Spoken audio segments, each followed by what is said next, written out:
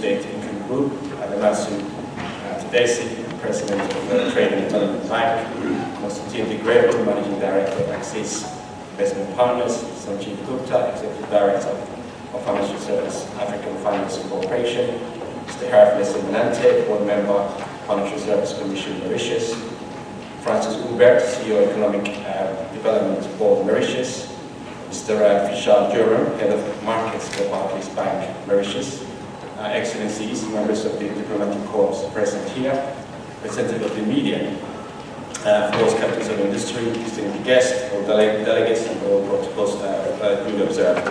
On behalf of AME Trade and myself, I'm pleased to welcome you to the 2019 edition of the Pensions Fund Scientific Investment Conference here in Mauritius, running under the theme of the search for returns in the global law environment. The program, as Alex alluded, has been designed for a comprehensive overview of the pension funds within an African context, highlighting key trends and future industry issues. Indeed, we have assembled over 40 speakers and experts from a wide range of stakeholders, such as pension funds, from inspiring South Africa, Mauritius, Swaziland, Namibia, Botswana, Kenya, Ghana, and Zimbabwe, and of course, all other classes of asset managers or players within the financial services. For this event, we've had registered 180 delegates, of which 118 traveled from outside of Mauritius. Mauritius has established itself as a gateway to doing business in Africa and as an international financial center for the region. Mauritius, therefore, has provided a perfect backdrop for the event. And we are grateful to our partners here in Mauritius, the Economic Development Board in Mauritius, the Financial Service Commission, Global Financial Mauritius, and our regional partners at institutional level, such as Nepal. Most importantly, I would like to acknowledge and express our profound appreciation and gratitude to our sponsors. The platinum sponsor, the Real Estate Group, led by the energetic and dynamic Robin Corbett. Since we met here last year, at the last year's conference, the group has successfully listed in London, becoming the first African real estate company listed in London, as well as the first Mauritian business on the main board. Gold sponsors Africa Finance Corporation, ABSA. Silver sponsors Sterling Asset Management, Development Bank of Southern Africa, or DBSA, Axis Investment Partners. Bronze sponsor Trade and Development Bank. Associate sponsors Apex, BlackRock, Enco Capital, Franklin Templeton, Morovia Capital Investment, Peregrine Capital, and Oscura. Please join me in giving them a big applause for their continued support and commitment. Thank you.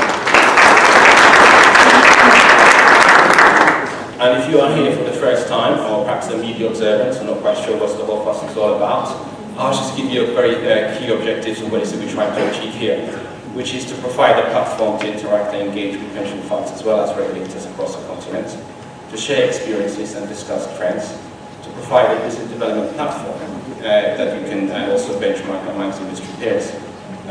Pensions are already powerful investment forces within Southern Africa and have started a period of growth in East and West Africa, and some estimates growing up to 30% a year.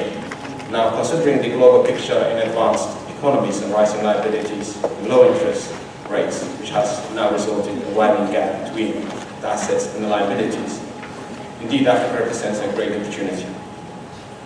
And as we all know, it is the main challenge remains overcoming quote-unquote perceived African risk.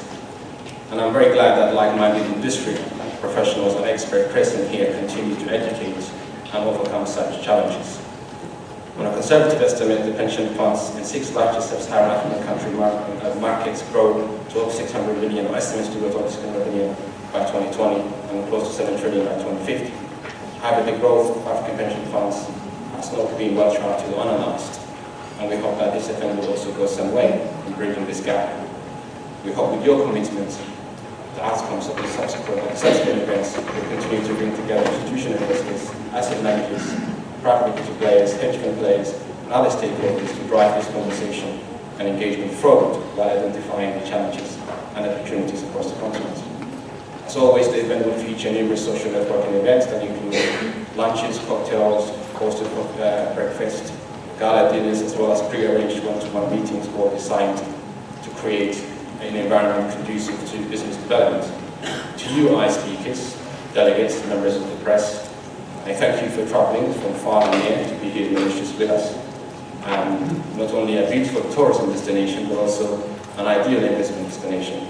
A very big thank you also to AME team, Laura, Justine, Emma, Cora, Charlene, and Chris for their support and dedication. I wish you all a very productive conference, and I thank you for your attention.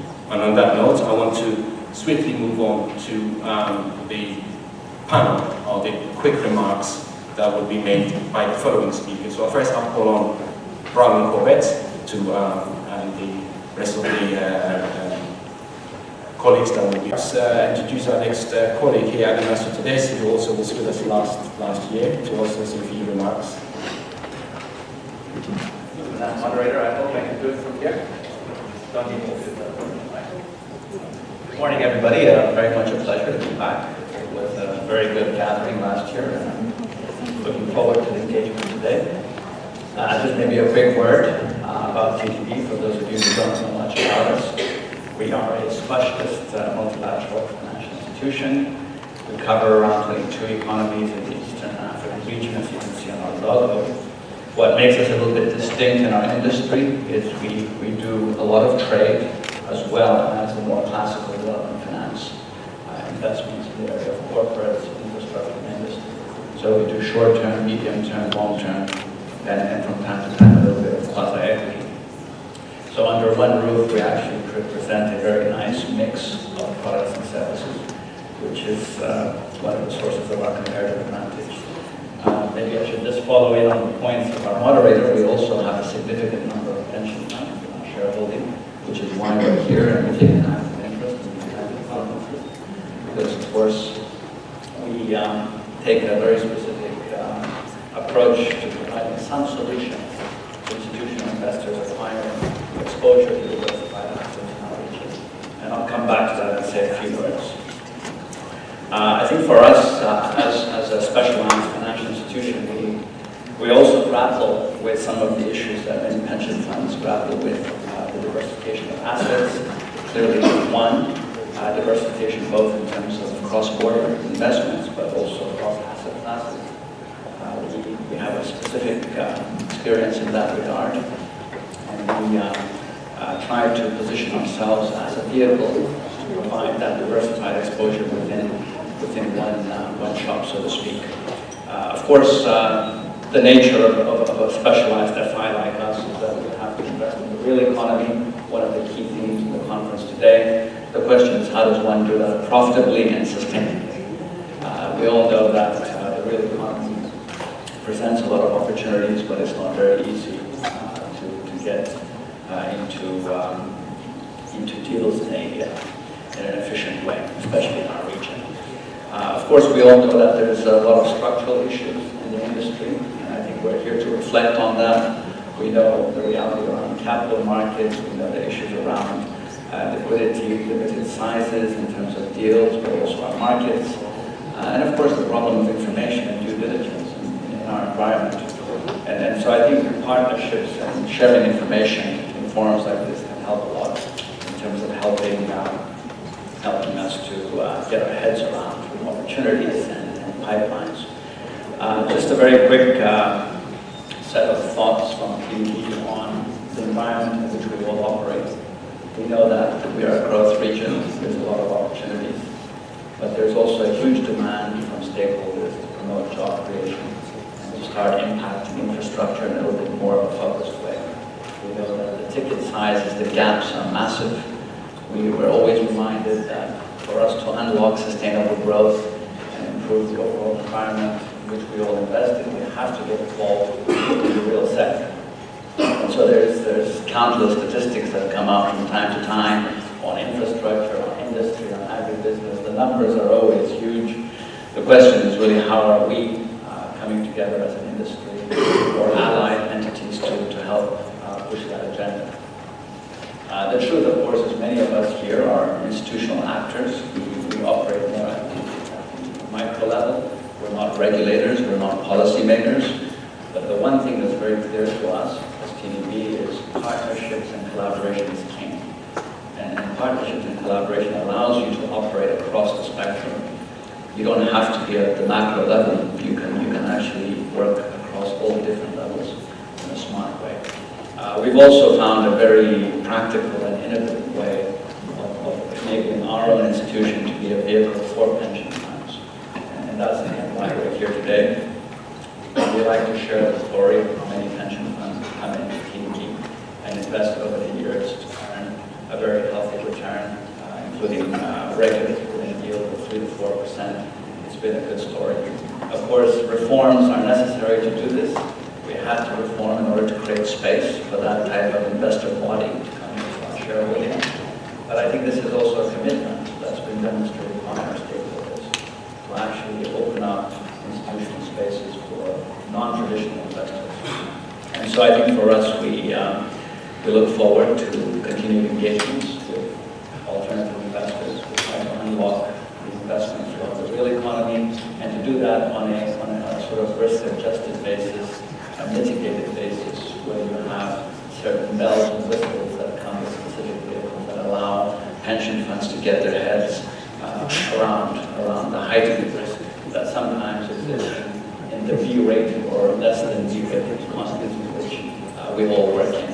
And this is really where we'll come in later on during one of the panel discussions on investing in the real economy and how we help facilitate alternative long-term institutional investors to come in using our institutional framework and the partnership model that we've successfully built. So I'll leave it at that. Excellent. Thank you for that. And now I invite Vishal Durban, who's head of markets from Barclays Bank, to also give us very brief remarks from his perspective.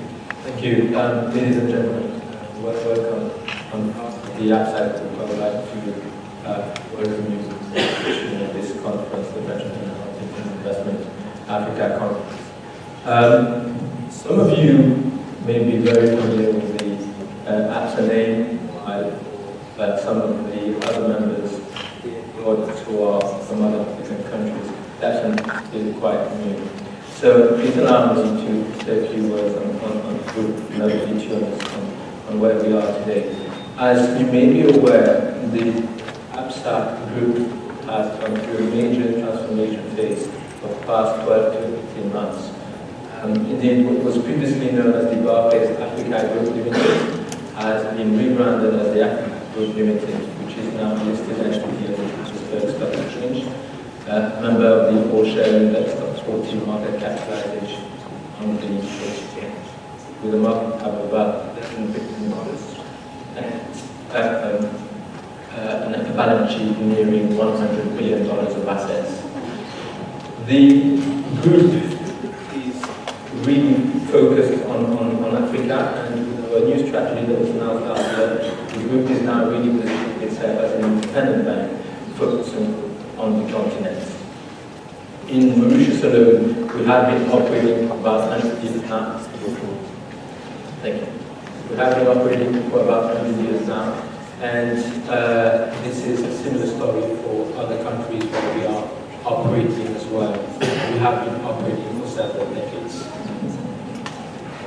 Our strong understanding today of the African continent has allowed us to accompany our clients and offer them a range of solutions in the banking and risk management solutions. And more recently, we, on the innovation space, we have launched what we call the Africa Financial Markets Index, which is an index sponsored by the APSA Group, an index which is a premier indicator assessing the attractiveness of financial markets on the African continent, measuring key pillars of the economy, going through access to foreign exchange market debt, market transparency, among other things. And we really believe that this index will be an important tool for both market participants and policymakers to guide the efforts in building robust financial markets across the continent. On this note, I would like to thank you for your attention and we look forward to engaging with you in the next couple of days. Thank you, Vishal. It's good to know the group and what they're doing. I myself was a little bit up to date with the formation of APSA and Barclays, so it's quite good to know that they're doing together on the index that you've just mentioned. I would now like to invite Constantine Greville, who's the Managing Director of Access Investment Partners, to say also a few words on this. Thank you. Hello, welcome in Mauritius. We attended that convention last year. We loved it so much that we needed to sponsor it this year. That was important. We're really proud at Axis to do asset management in 30 years now. But I don't really want to speak about Axis. I want to speak about Mauritius. I can see a lot of faces that we work close to. Our pension funds, a lot of pension funds, a lot of other asset managers, our regulators, even the EDB. And I think that all the commitments of those people can show that Mauritius is really committed to become the gateway to invest in Africa. And I think that Modern Axis is, thank you to come to Mauritius and